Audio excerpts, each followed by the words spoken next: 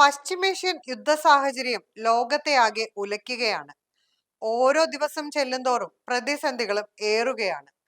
ഇതിനിടെയാണ് ലോകത്തെയാകെ ആശങ്കയിലാക്കിക്കൊണ്ട് വീണ്ടും ഇറാന്റെ പ്രകോപനമുണ്ടായിരിക്കുന്നത്.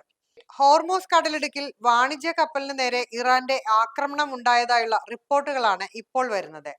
ബുധനാഴ്ച പുലർച്ചെയാണ് ഒമാൻ തീരത്തിന് സമീപം വെച്ച് ഇറാൻ റവല്യൂഷണറി ഗാർഡിന്റെ സായുധ ബോട്ട് കണ്ടെയ്നർ കപ്പലിന് നേരെ വെടിവയ്പ് നടത്തിയത്.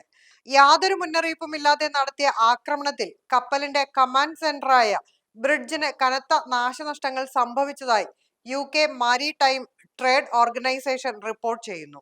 കപ്പലിലുണ്ടായിരുന്ന ജീവനക്കാരെല്ലാം സുരക്ഷിതരാണെന്നും ആക്രമണത്തെ തുടർന്ന് തീപിടുത്തമോ പരിസ്ഥിതി പ്രശ്നങ്ങളോ ഉണ്ടായിട്ടില്ലെന്നും അധികൃതർ വ്യക്തമാക്കി.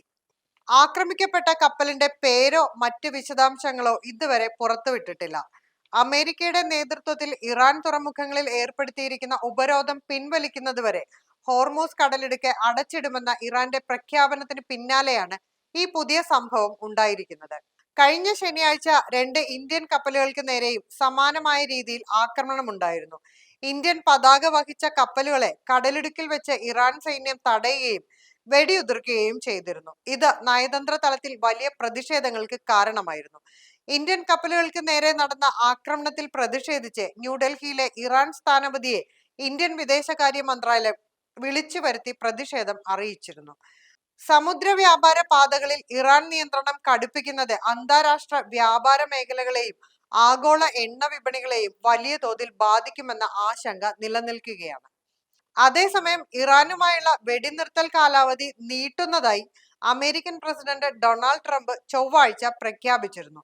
ഇറാന്റെ ഭാഗത്തു നിന്ന് ഏകീകൃതമായ ഒരു നിർദ്ദേശം വരുന്നതുവരെ വെടിനിർത്തൽ തുടരുമെന്നും ചർച്ചകൾ അവസാനിച്ചിട്ടില്ലെന്നും ട്രംപ് വ്യക്തമാക്കി. പാകിസ്ഥാൻ ഭരണകൂടത്തിന്റെ നേരിട്ടുള്ള അഭ്യർത്ഥന പ്രകാരമാണ് താൻ ഇങ്ങനെ ഒരു തീരുമാനം എടുത്തതെന്നാണ് ട്രംപിന്റെ വെളിപ്പെടുത്തൽ. നയതന്ത്ര ചർച്ചകൾക്ക് സമയം നൽകുന്നതിനായി സൈനിക നടപടി വൈകിപ്പിക്കണമെന്ന് പാകിസ്ഥാൻ ആവശ്യപ്പെട്ടതായി അദ്ദേഹം പറഞ്ഞു.